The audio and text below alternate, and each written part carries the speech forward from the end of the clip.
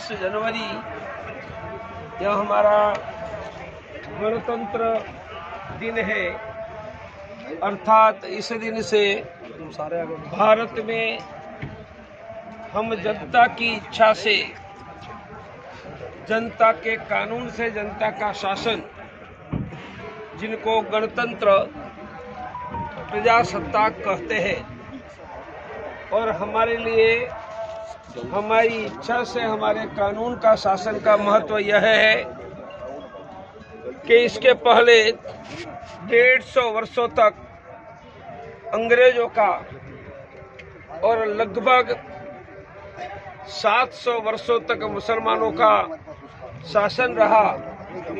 तब भारत में हमारी इच्छा से, हमारे मन से यह देश में हमारा शासन नहीं था और हमारे धर्म, संस्कृति, परंपरा, सम्मान के विरुद्ध भारत में मोहम्मद शहाबुद्दीन घोरी के बाद अंग्रेज गए तब तक शासन चलता रहा।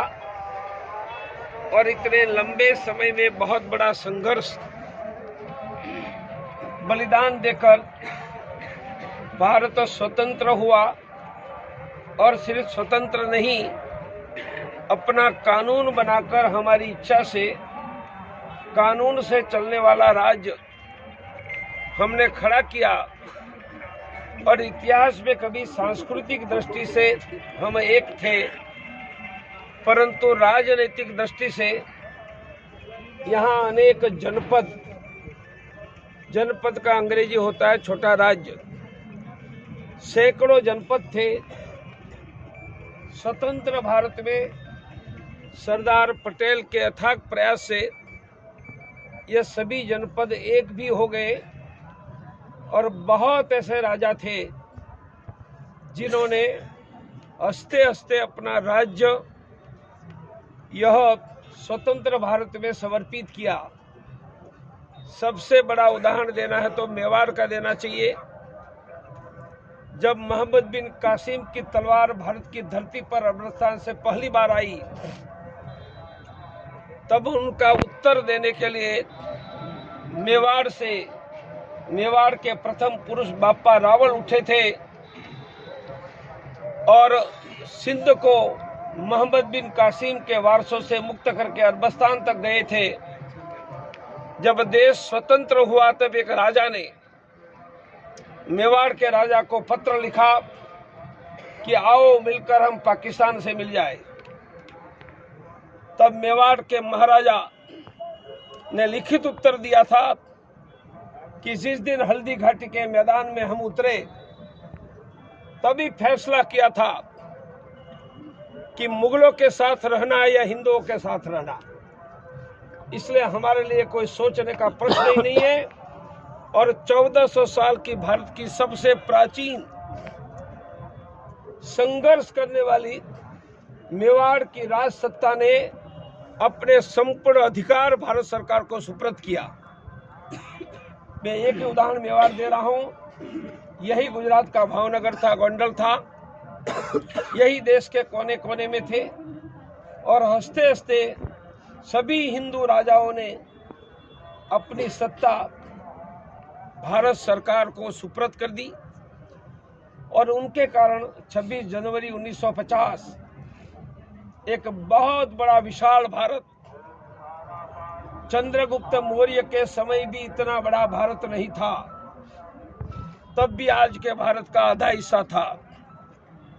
इसके पहले एक ही उदाहरण था, महाराजा मिहिर भोज जो उज्जैन से राज करते थे। उनकी राज्य सत्ता सभी भारत में और उत्तर पश्चिम में अफगानिस्तान, ईरान, कजाकिस्तान तक महाराजा मिहिर भोज की राज सत्ता थी। और इसके पहले पांडवों की राज सत्ता पूरी दुनिया में थी। और जिनके वंशज, जिन्होंने मोहम्मद शहाबुद्दीन घोरी तक पांडवों के वंशजों ने भारत में राज किया। और अंतिम राजा अनंगपाल तोमर थे। इनके बाद उनकी बेटी का बेटा पृथ्वीराज चौहान आया।